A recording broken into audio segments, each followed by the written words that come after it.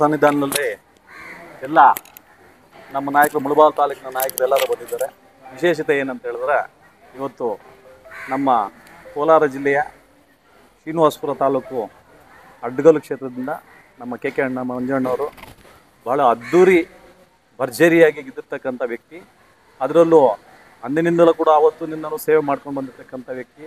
ಇವತ್ತು ಗೆದ್ದ ಮೇಲೆ ಮೊಟ್ಟ ಮೊದಲ ಬಾರಿಗೆ ಈ ಮುಳಬಾಗಿಲು ತಾಲೂಕಿನ ಐತಿಹಾಸಿಕ ನಮ್ಮ ಗಣಪತಿ ದೇವಸ್ಥಾನಕ್ಕೆ ಭೇಟಿ ನೀಡಿ ನಮ್ಮ ಶಿವಣ್ಣವ್ರ ನೇತೃತ್ವದಲ್ಲಿ ಎಲ್ಲರೂ ಕೂಡ ನಮ್ಮ ಶಿವಣ್ಣವರು, ನಮ್ಮ ವೇಣು ಅವರು, ನಾಗರೆಡ್ಡಿಯವರನ್ನು, ನಮ್ಮ ಮಂಜು ಅವರು, ನಮ್ಮ ಹುಣಶ್ಯಾಮ್ಗೌಡರು, ಉದಯ್ ಅವರು, ಗಣೇಶ್ ಅವರು, ಬಳ್ಳಾರಿ ನಾರಾಯಣ ರೆಡ್ಡಿ ಅವರು, ವೆಂಕಟರಾಮ್ ಅವರು, ಭಾಳಷ್ಟು ನಾಯಕರು ಎಲ್ಲರೂ ಕೂಡ ಇಲ್ಲಿ ಇವತ್ತು ಸೇರಿ ಅವರನ್ನು ಪ್ರೀತಿಯಿಂದ ಸ್ವಾಗತ ಮಾಡಿದ್ವಿ.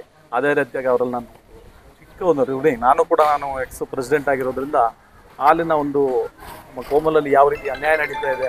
ಇವತ್ತು ಬಡ ರೈತರು ಮಂಜಣ್ಣವ್ರು ಹೇಳ್ತಾಯಿದ್ರು, ಬೆಳಗ್ಗೆ ನಾವು ಉಜ್ಜು ರೆಡಿ ಆಗ್ತೀವಿ, ಆದರೆ ಅವ್ರು 4 ಗಂಟೆ 5 ಗಂಟೆಗೆ ಎದ್ದು ಹೋಗಿ ಕಷ್ಟಪಟ್ಟು ಹಾಲು ಕರೆದು ಎತ್ಕೊಂಡೋಗಿ ಡೈರಿಯಲ್ಲಿ ಆಗ್ತದೆ. ಆದರೆ ನಡೀತಕ್ಕಂಥ ಅನ್ಯಾಯಗಳು ಭಾಳಷ್ಟು, ಒಂದಲ್ಲ ಎರಡಲ್ಲ. ಅದನ್ನು ಆಚೆಗೆ ತರೋದಕ್ಕೆ ಆ ನಿಟ್ಟಿನಲ್ಲಿ ತಾವು ದಯವಿಟ್ಟು ಮಾಡೋ ರೈತರಿಗೆ ಈ BMCಯಲ್ಲಿ ಆಗ್ತಕ್ಕಂಥ ಅನ್ಯಾಯ ಜೊತೆಗೆ ಈ ನೋ ಪೇಮೆಂಟ್ ಅನ್ನೋದು ಭಾಳಷ್ಟು ಐತಾರು ಘಟನೆಗಳು, ಆ ಘಟನೆಗಳಲ್ಲಿ ಭಾಳಷ್ಟು ಸಾವುಗಳು ಆಗಿದೆ.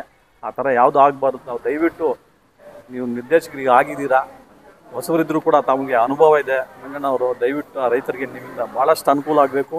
ಅದೇ ರೀತಿಗೆ ಮುಂದಿನ ಬರ್ತಕ್ಕಂಥ ದಿನಗಳಲ್ಲಿ ನಿಮಗೆ ಇನ್ನೂ ಅಲ್ಲಿ ಕೋಮನಲ್ಲಿ ಒಳ್ಳೆ ಹುದ್ದೆ ಸಿಗುವಂಥದ್ದು, ಆದಷ್ಟು ಬಡವರಿಗೆ ಆಗುವಂಥ ಕೆಲಸಗಳನ್ನಾಗ್ಬೋದು, ಅಲ್ಲಿ ಒಂದು ಕೆಲಸ ಕಾರ್ಯಗಳು ಭಾಳಷ್ಟು ಮಕ್ಕಳು ಬರ್ತಾ ಇರ್ತಾರೆ, ಅವ್ರಿಗೂ ತಮ್ಮಿಂದ ಸೇವೆ ಆಗಲಿ ಅಂತೇಳಿ ಆ ಕುಟುಂಬದ ಗಣಪತಿ ನಿಮಗೆ ಆಶೀರ್ವಾದ ಇರುತ್ತೆ. ಅದೇ ರೀತಿಯಾಗಿ ನಮ್ಮ ಮುಳಬಾಗಿಲು ಆಂಜನೇಯ ಆಶೀರ್ವಾದ ಇರುತ್ತೆ ಅಂತೇಳಿ ನಮ್ಮ ನಾಯಕರಿಗೆಲ್ಗೂ ಒಂದು ತಮಗೂ ಒಂದು ನನ್ನ ಕಡಿಮೆ ಮಾತಾಡ್ತೀನಿ.